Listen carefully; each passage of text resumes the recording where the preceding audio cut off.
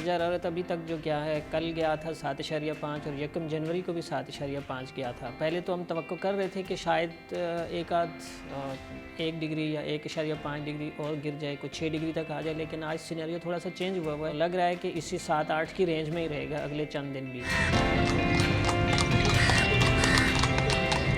Minimum temperature है वो जनवरी 1934 में रिकॉर्ड किया गया था, जो 0 डिग्री था। फिर उसके बाद रीसेंट ईयर्स में अगर हम देखें, पिछले 30 साल पे अगर आप जाएं तो 91 में 2.3 रिकॉर्ड हुआ था, 92 में 5.4 रिकॉर्ड हुआ था, फिर 2008 में 5.5 और इसी तरह से 2014 में 6.5। तो हम कह सकते हैं कि 2014 के बाद इतनी सर्दी पड़ी है, यानी उसके बाद 7 या इस रेंज में नहीं गया, तो ये 2014 के बाद 2020 में ज़्यादा सर्दी पड़ रही है।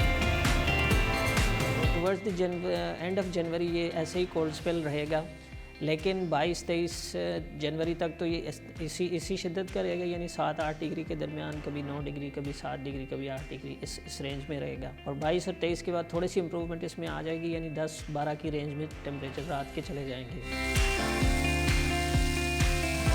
क्लाइमेट चेंज के ज़ेर असर क्लाइमेट जो चेंज हो रही है दुनिया भर की, पाकिस्तान की क्लाइमेट भी चेंज हो रही है, तो उस लिहाज से जो सेट वेदर पैटर्न्स होते थे वो अपनी जगह से डेविएट कर जाते हैं।